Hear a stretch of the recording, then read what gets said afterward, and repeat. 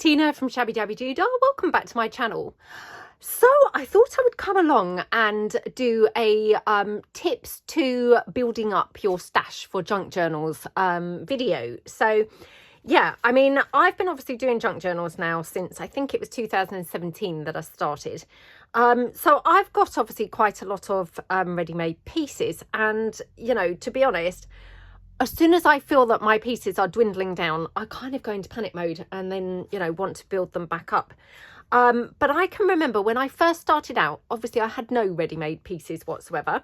And I felt always so envious and so kind of in awe of anybody who would get out their kind of tray of ready-made things. I can always remember Laurie over at Girl on a Ridge. She used to get out her ready-made pieces quite often, and I would sit kind of glued to the screen. Gail from Gail Agostinelli, she would sometimes get out her ready-made pieces, and again I would do it, you know, just sit there awe-inspired thinking, oh my goodness, you know, how on earth did they build up all of those amazing amount of stash? And you know, definitely that is a game changer if you have a ready-made sort of stash. So I thought that I would just share with you some tips and tricks really, and you know, kind of like if you're getting started with junk journals and things, how to build up your stash. Now obviously once you've been doing it for a long time and you have more supplies and more things at, you know, at the ready, or you know, to hand, of course it's going to get much easier. And you will probably get faster at crafting and, you know, faster at making the things and things like that. So that's all going to make a difference with building up your stash. But I thought let's kind of just, you know, explore some things that you could do to kind of help yourself. So, I mean, in here, I've got all sorts of different pockets and, you know, different pieces. I've got them decorated up. They don't necessarily go in a journal, you know, go in one journal together, if you see what I mean. I've got all different pieces that, you know, some would go, you know, together and some wouldn't. But even if, you know, you just had kind of like, I don't know, 5 or 10 pieces that are ready-made that you could use in a journal, that's going to substantially kind of speed up your journal making process. So I'm just going to put my box out of the way because otherwise, oh, my desk is so full I can't even do anything. Okay, so the box is out of the way. So first of all, what I would recommend is kind of, you know, pick a pocket or pick a fold out or pick a, you know, pick an item that you find quite quick and easy to make. Now, again, this may depend on what stash you have to hand. Now, when I started, I mean, I came from like the card making and the scrapbooking world. So I had a lot of 12 by 12 scrapbooking kind of papers and things like that. So I predominantly used those because they were obviously what I had in my stash. So I would just kind of make things using the scrapbooking paper. Obviously these days, you know, I make my own papers, so I tend to have a lot of digitals. And so I predominantly use those. But use whatever you have, you know, if you've got no, you know, previous crafting supplies, you've got no 12 by 12s, you've got no decorative papers, then just use, you know, simple book page. And, you know, oh, I had dug out a bunch of book page to bring in, and now I can't see those either. But just, you know, just use some book page. The other thing that's absolutely lovely to make or use to make things is, of course, sheet music. Now, I don't play an instrument. I obviously can't read sheet music or anything like that.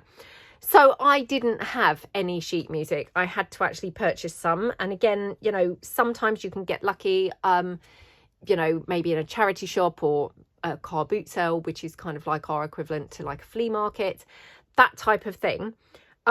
Sometimes you can get it on eBay and places like that. It's not always very cost effective buying it from those types of places, but sometimes, you know, I've run out in the past and things, and so, you know, I've had to kind of purchase from those places. But, you know, any of those kinds of things will all work, and you can make from anything. I mean, you can, of course, use magazine pages. I mean, personally, they're not something that I would maybe opt to use. In the past, when I've used magazine pages, I've painted them, and I do have a video where we have painted them.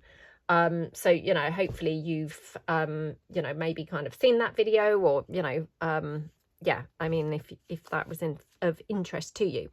And once they're painted, of course, then you can do other things. You can, you know, cover them. I mean, I tend to paint them just like ivory coloured. You can then paint them with like some watercolour paints over, some acrylic paints. You know, you can use your distress inks on them. So you can get quite varied kind of colours and, not techniques, but, you know, effects just using your painted magazine pages. So they're kind of some, you know, options if you don't have in your stash already some old craft supplies or anything like that. But otherwise, you know, of course, book pages and things, you know, they would be fine to use as well. And again, you know, they don't even have to be old book pages. Any book pages at all would be fine. I mean, if they were modern books, and particularly like maybe like fictional books and things like that, you know, novels, you know, maybe steer clear from things like a thriller, which might contain lots of, you know, bloodthirsty, gory descriptions, things like that. So they're just things that, you know, to be aware of, really. But again, if you don't have kind of an abundance of books to hand, just go into a charity shop, and sometimes they have them like 2 for £1, things like that. Again, they don't have to be vintage, you know, just anything really that you could use as your book pages. So that's kind of the types of papers and things like that that, you know, are great to have. Now, the other thing, of course, you can use envelopes and things. So, you know, if you don't have, obviously, a stash of envelopes or anything like that, you know, you can buy just cheap envelopes. So these are just from one of those card making packs, and, you know, they're quite handy to have. And if you buy the card making packs, you've then got obviously the card that you can use to back journal cards and tags and things like that. And of course you have the envelopes. So they're always a really, really good alternative. Then you've got your regular copy paper. So this, it's slightly thicker than copy paper. This is 110 GSM, but of course you can use regular copy paper too. And just by simply coffee dyeing that is going to give you, you know, a really nice effect. And, you know, of course you can build up kind of other patterns and things like that with your coffee dye. I've got to be truthful and say I'm not very good at doing that type of thing, but, you know, I think it looks gorgeous as it is. You could use food colouring and things like that to create some food coloured papers. I've got some here. Sorry, I've got things spread all around because I thought, oh, I'll be organised and bring it all, but actually it's now spread everywhere. So you could use food colouring and things like that to dye your pages. You could use, you know, watercolour paints and things like that and just smoosh them on. So you can use, you know, plain paper as well. Of course, again, if you've got a stash of stamps or anything, you know, if you were a crafter previously, you may have a stash of stamps and things like that. You could then go on and stamp your paper and you will straight away have some decorative papers to use. So, you know, all different alternatives that you can use. And then, of course, you know, for things like decorating with, I have obviously got, oops, in my stash, I've just, again, bought some along. I mean, I've obviously got a lot of digitals now because, you know, again, you know, I obviously make them. So I've got a lot of digitals and things like that to hand that I can use to decorate my pieces. So just to give you some examples, obviously, you know, topper pieces, and I've done a video previously talking about the importance of toppers and why they make, you know, journal making and crafting generally just so quick and easy. So anything like that, you know, would be fantastic for, again, building up your stash and very quickly being able to pull things together and decorate with. But if you don't have digitals, if you don't have a printer or anything like that, when you go to the bookstore or, you know, the charity shop or the car boot sale or wherever you're going, maybe look out for some vintage books or vintage style books.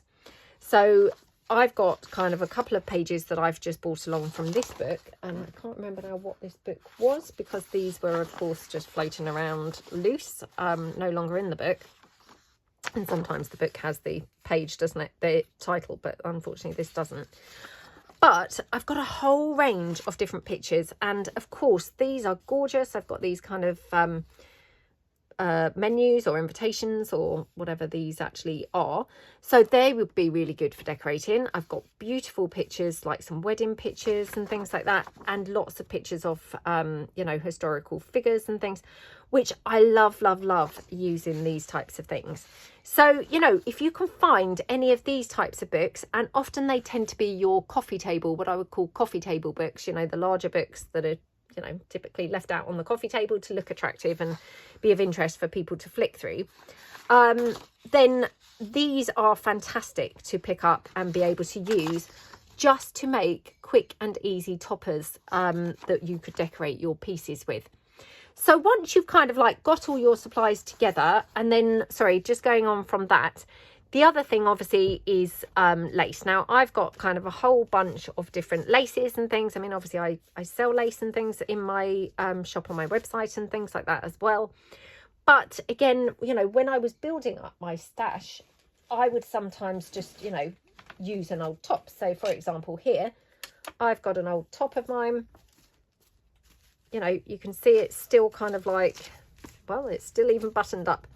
So you could just, you know, tear up or cut out some old clothing. Again, maybe you could pick up some clothes from a charity store or something if you don't have any clothes that would be suitable.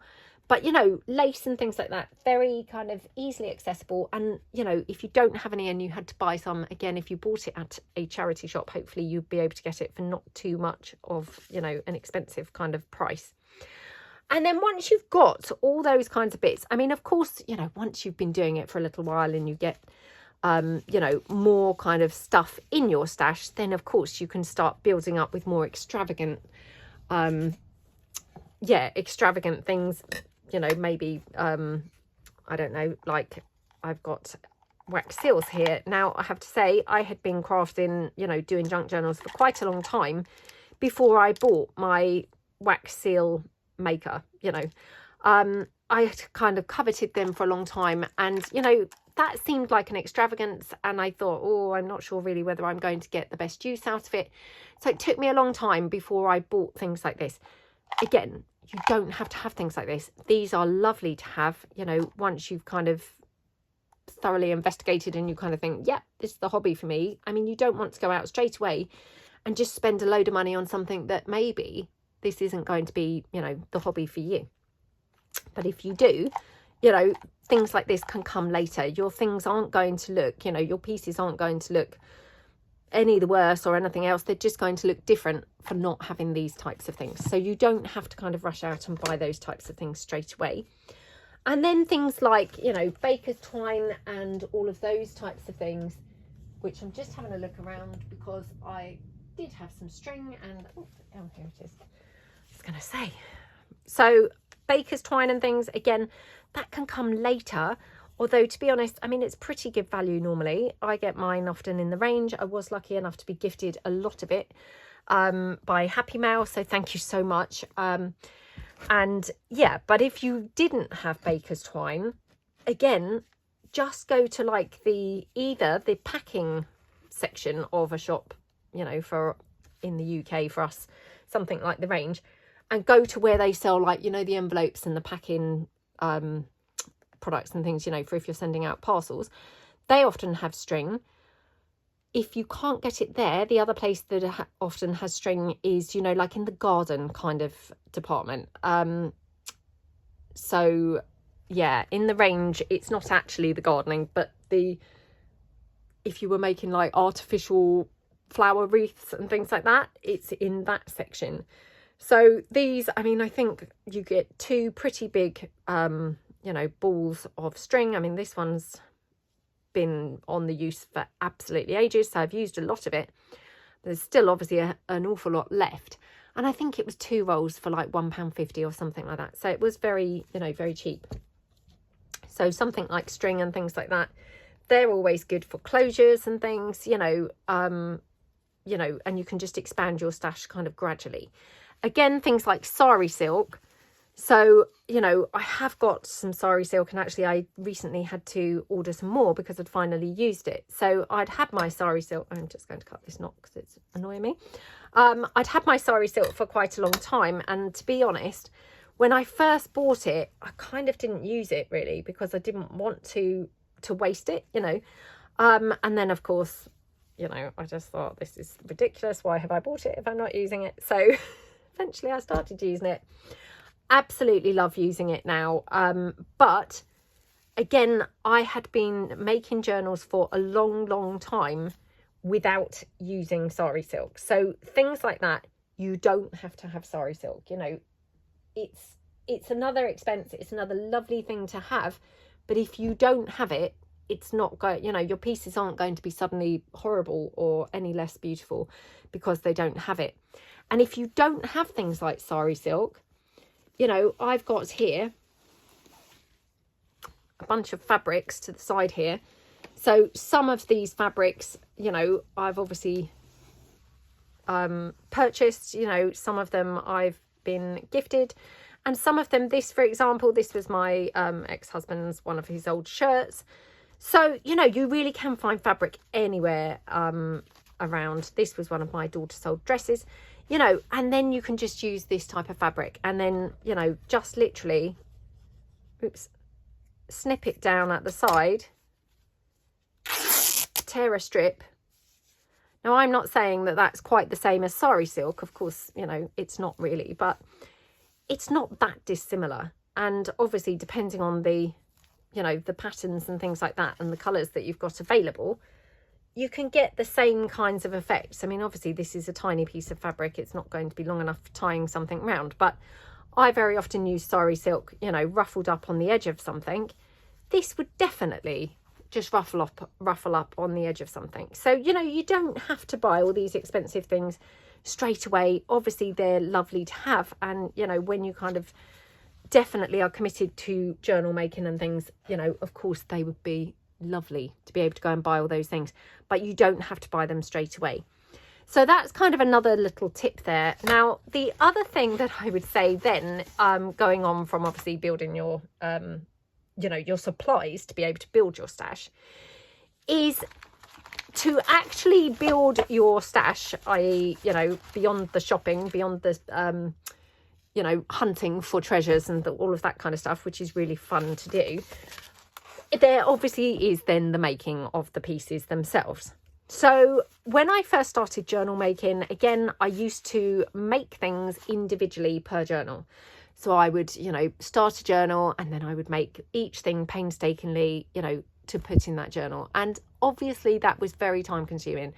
You know, to make a journal would take like a couple of weeks. You know, it was very long-winded and a very long process. And to the point that it would kind of almost put me off making a journal because it was like, oh, this is going to take me forever to actually make everything. So, you know, that takes us back to the mass making sessions that we do. So obviously on a Tuesday, every Tuesday, we do the mass making sessions where we mass make or mass produce a particular item. But there's no reason why you can't be mass making things right now. So, you know, what I would recommend is obviously when you're first starting out in particular, find something that you find quite quick and easy to do. So, you know, you might like to make envelope booklets or something like that. You may like to make fold outs or something like that. You know, something that you find very quick and easy, make those types of things. So here, for example, I've got, you know, a bunch of envelopes. I've got my glue somewhere. Oh, it's now behind me. Sorry, I've got so much stuff here for this video, but it's all now kind of like dropping everywhere. So it's kind of like hard to keep everything. I was going to say on the straight and narrow. No, not really on the straight and narrow, but, you know, keep everything to hand. So, oh my goodness, no, I haven't used my glue yet today. So, of course, the glue is now not wanting to play the game. So, let's just open the nozzle a bit. Hopefully it will work now. So, you know, if you've got some envelopes here, you could just literally make a whole bunch of pockets, and these would be, you know, absolutely so quick and easy. I mean, to be honest, you could probably even like line them up. Let me move the papers off of the desk so that I've got a bit more room here. So that's the one we've done. Okay, so you could probably even line these up like this. Okay, we'll go in and just literally glue the flaps down like that. Oops. Like that. Okay, so 1, 2, 3. So I mean, we've glued 3 flaps down there in literally no time at all. Okay, so already we've got four envelopes that are sealed. So we'll just very quickly do another 4 here. So again, just line them up and, you know, open them out. Now, I mean, I'm not necessarily saying that these are going to be the pockets that, you know, you may choose to do. But I'm saying, you know, pick a pocket. Pick a pocket. I'm sure, isn't there a song? Pick a pocket or two or something? I don't know. Anyway, pick a pocket that you find really quick and easy and you know, you like using. There's no point doing a pocket that you find really quick and easy to do, but that you actually don't like the look of, or, you know, don't really like using. So pick a, you know, pocket that you do like, that you find quick and easy, and that you've obviously got the supplies for, like that. Okay. Like that. Okie dokie. I'm going to move these 2 out of the way because I'm being way over ambitious.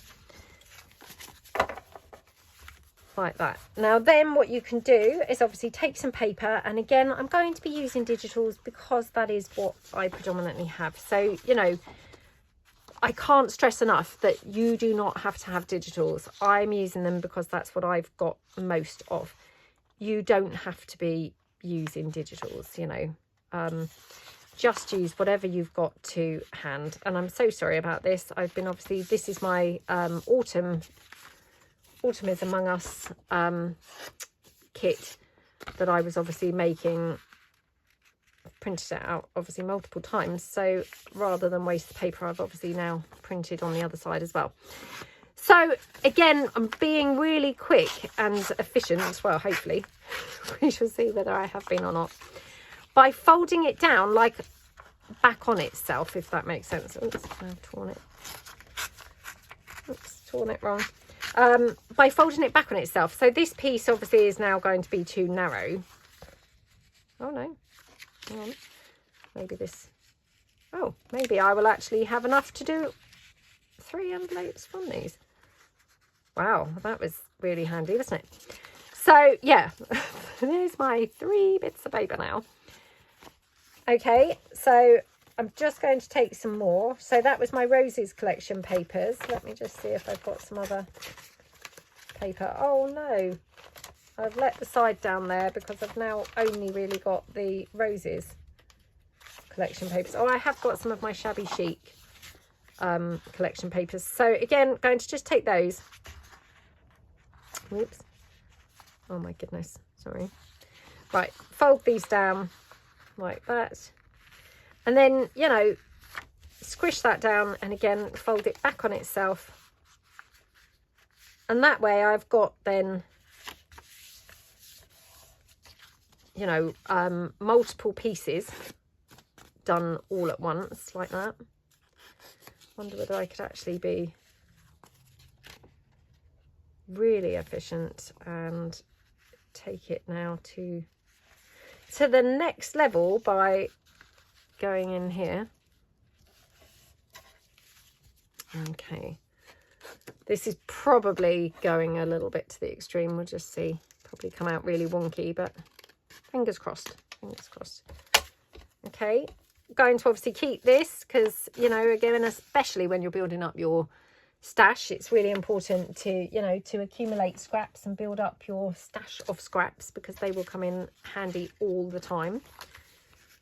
I can now obviously tear my pieces. Whoops. And obviously these are junk journals, so if you've torn your paper or anything like that, it doesn't matter, it's all fine. Okay, don't be kind of stressing and thinking, oh no, I've mucked that up, you know, I can't use it. You can still use it. It's all, you know, it's all good. So I'm going to just do it that way around, so as I cut the bottom off that one. Okay, so I'm just going to use these as a guide So just cut across there like that. Okie dokie, put those as well for scraps. So there we go, we've done 3 already. Now just seeing whether I've got some other paper that I could use, because otherwise that seems really boring to just use all the same papers. That's really rubbish. Oh, here we go. I thought, well, that's really weird. Why didn't I bring along some more paper? But I did. So yeah, I mean, we could then take perhaps this black paper. This is from, again, my autumn, Autumn's Among Us, you know, obviously autumn kit. So again, now I think we made 8 of the pockets, didn't we? So we don't even need to worry about a 3rd sheet. I mean, as it happens, we're going to get a 3rd sheet anyway, but just take that down like that. Again, squish that down. And then just, oops, fold that down to the top of the envelope, like that. Okie dokie.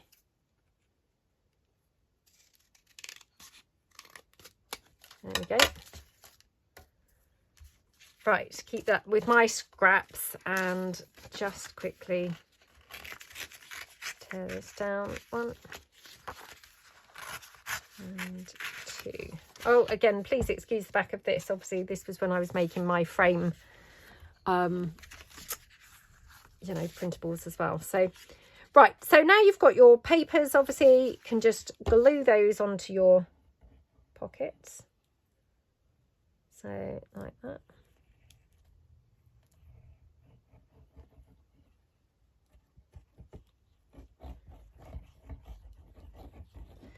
Okie dokie. So, you know, this is really kind of like productive. So I think the other thing, was when I first started making journals, you know, I perhaps found it a little bit laborious, kind of thinking, oh, I don't want to sit and make the same thing over and over. Now, kind of in hindsight, I can see the huge benefit of doing that. So, you know, I guess because I was straight away trying to make a journal, if you see what I mean. So it was like, oh, I don't want to waste time doing that. You know, I just want to crack on and make the journal. Well, actually, if you take the time out to do these things, making the journal will become a billion times quicker. So, you know, it's kind of worth taking the time to do these little steps, and then making the journal will become quicker. And I would say that with every single thing. You know, if you can try and make ahead with everything, I would say try and make ahead. So, you know, there's loads of videos out there making clusters and things like that. And again, you know, if you're new to journal making, maybe you don't really know what clusters are. You know, have a look, do a search, and loads of different clusters will pop up. Obviously, I've done videos doing clusters and things. We, of course, did the cluster book, which was a brilliant, you know, time saver, and, you know, also just a brilliant resource to have on hand. So yeah, have a look at all those types of things, you know, and get some ideas for the, oh my goodness, my glue's playing up now. This is so frustrating. So obviously this doesn't speed up your journal making at all. Okay, right. So yeah, anything at all that you can have on hand, you know, ready-made in your stash, is going to just literally speed up your process so much.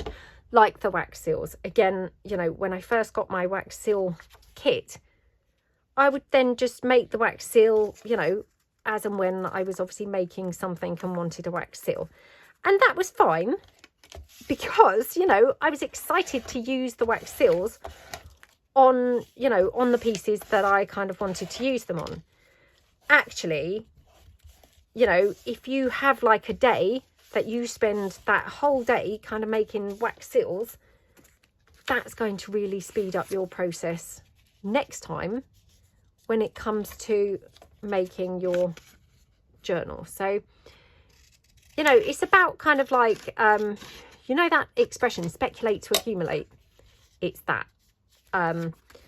you know, if you put in kind of the work up front, it's going to save you a whole bunch of time later.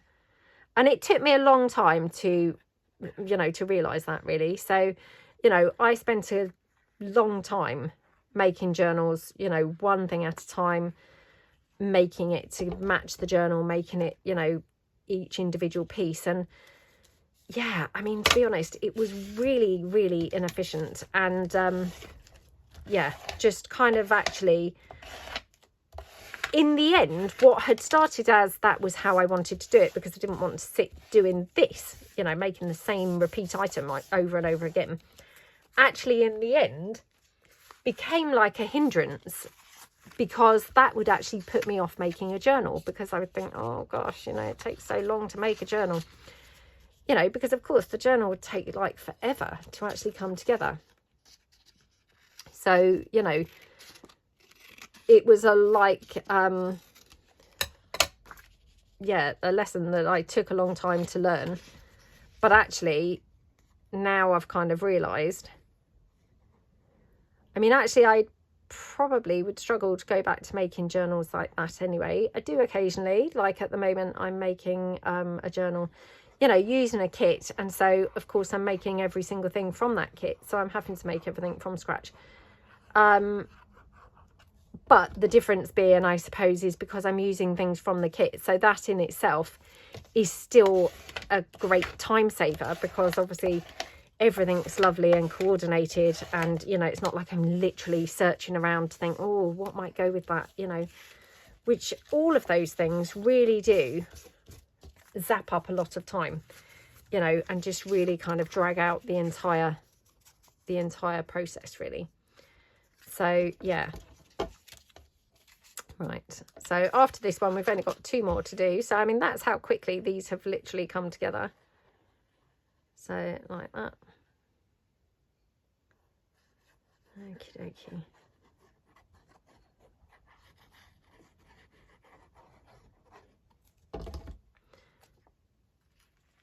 So, I mean, in the mass making videos, we tend to spend, you know, approximately an hour. Sometimes they run over, you know, by kind of like 10, 15 minutes. You know, occasionally there might be slightly less than that. But in those, obviously, there's a tutorial element, and then we make them. And, you know, we don't tend to decorate them, or I don't tend to decorate mine anyway. You know, and then I just have a big stash of things needing decorating when I come to use them. So these ones here, I'm going to attempt to kind of decorate as well. Obviously, this is going to be a very long video if I try and do it all on film. So, of course, I'm not going to be able to do it all on film. I'll just, if there's time, we'll just do sort of 1 or 2. You know, but hopefully enough to kind of give you some ideas of, you know, how game-changey this is going to be. I mean, oh my goodness. Talk about make-up words. Game-changey. No, I mean, seriously, this is just, yeah, game-changing. So, yeah, hopefully you guys will think that too. Right, okay, last one. Just check that that doesn't need trimming down a bit. So where I obviously, you know, tore the paper down, it's just slightly too wide on 1 or 2 pieces. So I just then go in and take it down slightly more, just so as it fits a bit better on the envelopes. So there we go. I mean, obviously, if you're like a gran or anything like that, you maybe can, you know, keep some of your grandchildren's clothes as they grow out of them, you know, maybe kind of ask their mum, you know, if you can have their old clothes as they grow out of them, because kids' clothes, you know, they're often really lovely patterns. They often have little bows or net skirts and all of that kind of stuff. All of those things are brilliant for crafting. And I mean, actually, I used to use the net, you know, from those like tutu type skirts all the time for my daughter. And I mean, obviously she's older now and she doesn't really have many of those. Well, I don't even know if she's got any of those skirts, although I've probably still got some of the net left in places, so perhaps I'll have to dig some out. But yeah, I mean, they're absolutely brilliant for using in your journals. So, you know, anything goes at all. You know, husband's shirts, they're always fantastic, you know, or if you've not got a husband, you know, somebody else's shirt off their back, as they would say. Yeah, any of those things. So anything that you can get at all. Right, okay, so going to go to my book now. Now let's have a look. So just going to take this down. Okay, oops.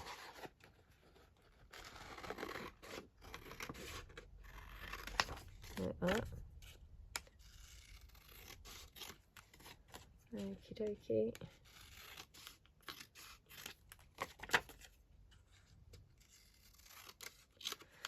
Right, so I have that, and then maybe layer that with, you know, maybe like this picture or something, which is obviously quite small. So if I just take that, now quite small and unfortunately oval shaped, which never very keen cutting out circles or ovals. So, oh my goodness, I never make a very good job of them either. So let's just go around. Okay. Oh dear. Okay. My goodness. Like that. Now the reason why I've done that is because obviously that picture is quite small. So it would be quite easy for that picture to just get completely lost on the background. Oh, it's going to look lovely on the black, isn't it? It would be quite easy for that picture to just get lost completely, whereas by putting it onto this other piece, it's just kind of bringing it to the fore, really. Now just having a look, did have some distress ink and now I can't see that anywhere. Oops, hang on, let me just get another one. Right, just get some distress ink, and I've got some lace and things. So, you know, again, all these kinds of things, you know, you can probably manage to find from, you know, old clothes or anything like that. Right, now again, distress ink, lovely to have. If you don't have distress ink, it's probably not the end of the world, to be honest. I mean, I know I've said this loads of times before, but Rachel over at Roxy Creations, she distresses nothing. You know, I think I've only ever seen her use distress ink once, and her stuff looks amazing. So, you know, if you don't have distress ink, it's probably not really the end of the world. I mean, I always feel like my pieces don't look very old and vintage if they're not distressed. But clearly that's not necessarily a thing, because Rachel's things, she doesn't distress hers and they look amazing. So, yeah, kind of, it obviously, you know, it's not a kind of, ooh, everything must be distress inked. They look incredible without being distress inked, obviously. So there we go. So I'm just going to put that like that. Again, you know, maybe put in some more of the patterned paper or something, just to kind of get a bit more in.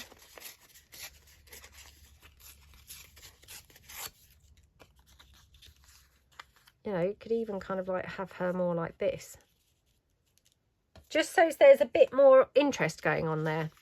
So I'm just going to tear that down slightly more. Okay, put that down.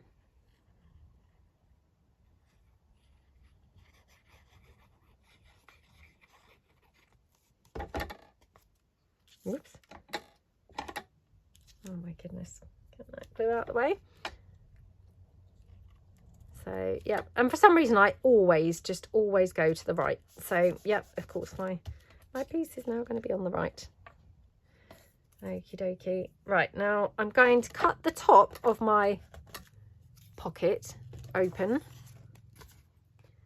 So, and that's how simple these pockets are. You know, we've just taken an envelope, we've covered the envelope, you know, sealed it up, covered it. And then straight away, you've got like a lovely top loading pocket. So, you know, very quick, very easy. And that's what I'm saying, you know, to build up your stash, pick something that you find quick and easy that you've got the supplies for, and of course it doesn't have to be these, you know, I'm just kind of using these for an example, but use whatever it is that's going to be, you know, quickest and easiest for you to make. Because straight away, you know, at the end of this session, we're going to have 8 pockets. I mean, when I say the end of this session, like I say, I will probably have to finish these off camera, because otherwise I'll be here with you for hours. You'll be like really bored. But yeah, I mean, hopefully at the end of this video at least we may have a couple completely done and decorated, and then obviously I will kind of do the rest in slow time. But I would think within the next hour I will have done, you know, a complete 8 pockets completely decorated and finished. So, you know, a really productive use of time. Sorry, just trying to see if that's up the right way or the wrong way. Oh my goodness, there we go. So just a little bit of lace at the top. I'm just checking that I want the black lace. I mean, I do love using black lace. So okay, like that. I mean, doesn't that look gorgeous? So that's just the papers from my autumn kit, and just a couple of images from that little book. A little bit of black lace there. Oops. Black lace there that we're just going to top the pocket off with. So like that. Oh, do you know, I keep on pulling this round and then saying, oh, is it up the right way? And then I put it back down and I'm having to check it again. What's wrong with me? There we go. Like that. Again, can obviously just snip that lace there. I mean, how gorgeous does that look? And there literally was, you know, nothing to that really. Oops, just tapped a bit of glue on there. Nothing to that at all. I mean, again, if you've got kind of very minimal supplies but you wanted to add something more, maybe you could just tie some string round as a little decorative element. So, oops. Like that. Oh my goodness. You know, it's not serving any purpose, the string, but it does add a little bit of, you know, decorative detail and interest there. So literally just tie that like that, and then just going to glue that down on the back. Now I'm going to use my hot glue just because I'm doing a video. I want to make sure it's just, you know, glued down very quickly and I'm not having to worry and be pressing it down. So like that. And then what I'm going to do, I'm just going to take my glue spreading card and just put that underneath the bow and just dab a bit of hot glue there in that bow. So I'm not gluing the bow onto the piece, you know, onto the base, but I'm just adding a little bit of hot glue there, which will just go to keep the bow sealed like that. Okay, I mean, how gorgeous is that pocket? And you know, it took like hardly any time, did it? So that's that one. Now I'll do one with a digital now, just because obviously, you know, just want to do a couple. So this is my shabby chic papers, and oh, let's have a look. Got quite a few different things here, so I'm not sure what. So I've got my music frames. I've got some from my lovely lilacs toppers. Got some of my actual frames there.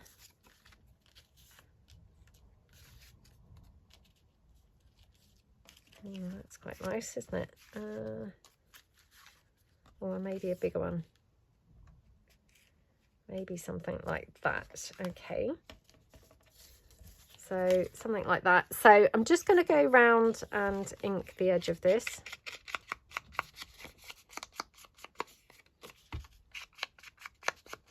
Okie dokie. Just go around and ink the edge of the pocket as well.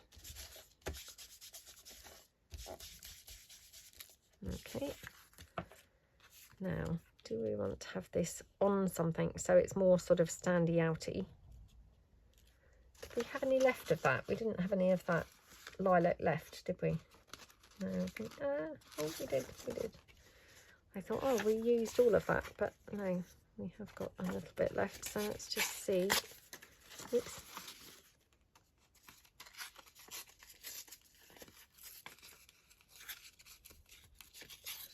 Let me just take this down.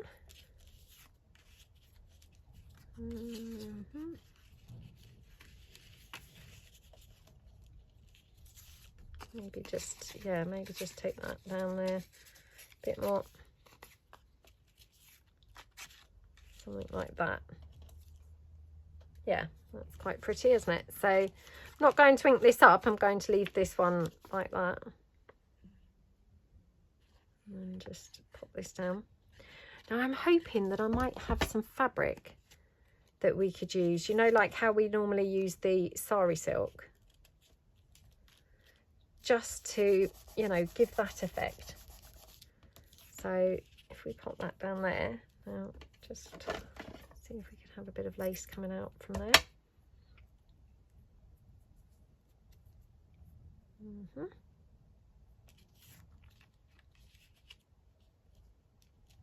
Oh, how pretty does that look? Right, again, don't know really whether any of this is going to be suitable, but could have it, I guess, upside down.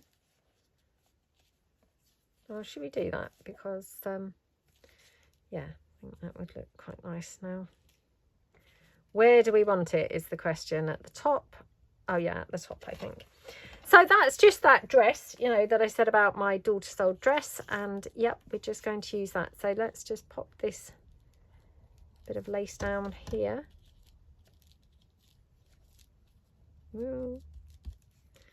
Like that. And then again, what I'm going to do, I'm just going to use my hot glue here, sort of quite a bit of it. Oops. So hopefully we get like a bit of a raised effect going on with this. Okay, like that. Pop that there. Okay, press that down. Oh, how gorgeous is that? So this fabric, I'm putting it upside down because obviously, you know, that's quite bright and doesn't really go. I feel like it goes a bit better using it that way up. So just going to go across the top, and I'm hoping I'm going to be able to hide or disguise some of that blue. We shall see. It may disguise, it may not. Right, this is the blue. So, oh my goodness, not that easy to disguise, the blue. Okay, like that, and just go along this edge. Okay, there we go. Right. Oh my goodness. Come on. Right. So yeah, I mean, obviously that had the blue on there, you know, which didn't really go. Well, it didn't go at all, but I mean, actually we have disguised it, and to be honest, it's not, you know, not anywhere near as visible as it was.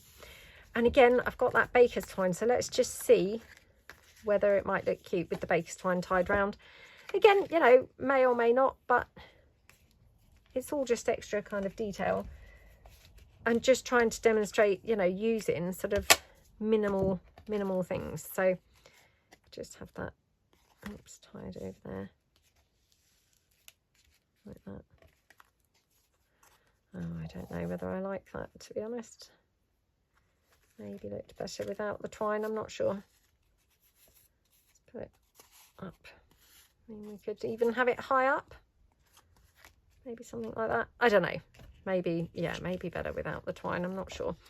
Not sure about that, if I'm truthful. But, you know, that definitely looks very cute like that, doesn't it? And, you know, you might be able to use something like a word or something like that from the book. So